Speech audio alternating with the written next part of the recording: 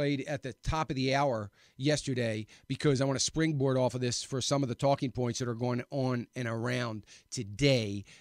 Pretty much the same thing that I said yesterday when I played this clip. Go ahead, Will.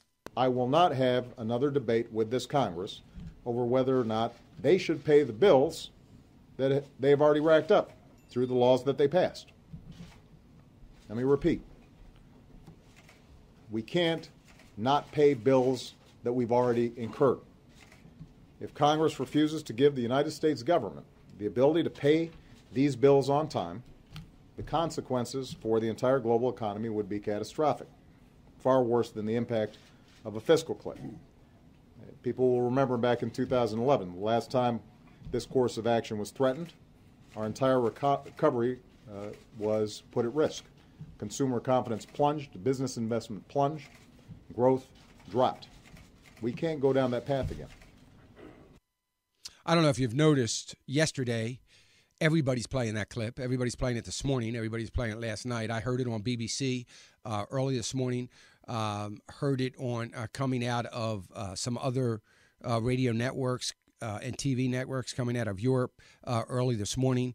That is the clip, because it points and leads and points to the direction that, look, things aren't over yet. In other words, this is not the end of it.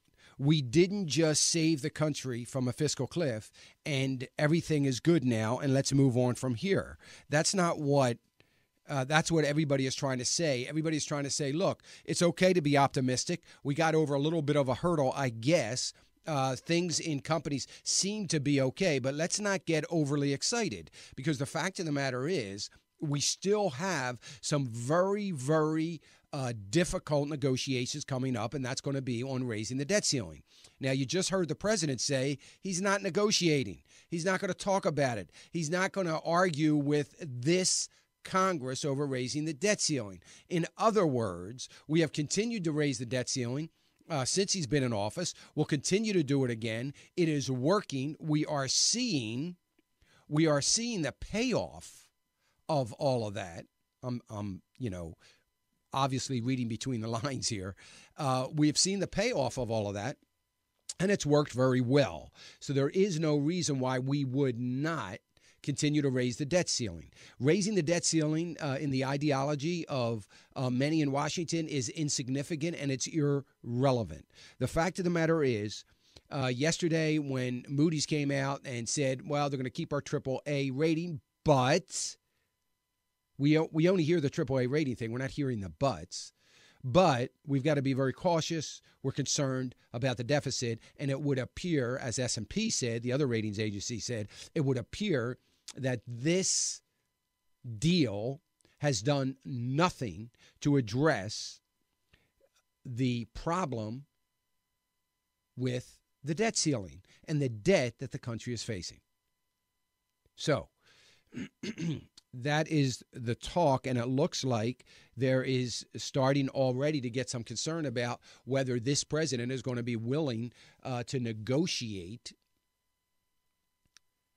over this debt ceiling. Now, basically, in that statement that you just heard, he just entered into negotiations.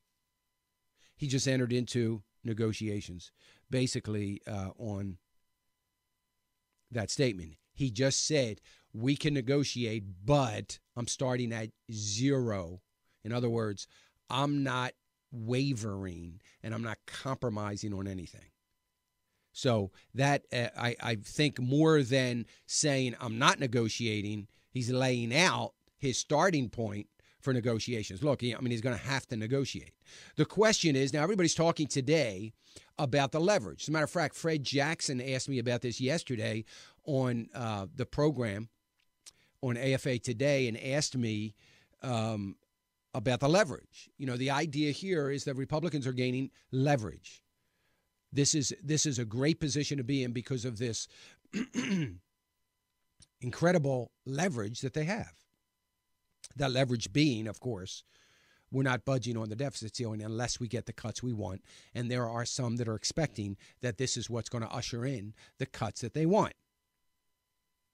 Listen, all the leverage in the world isn't worth a plug nickel if you are not willing to use it.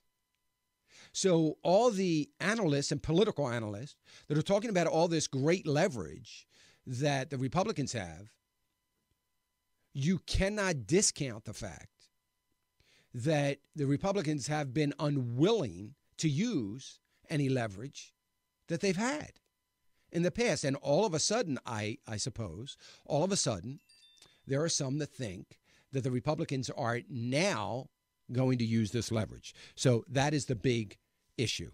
888-589-8840, 888-589-8840.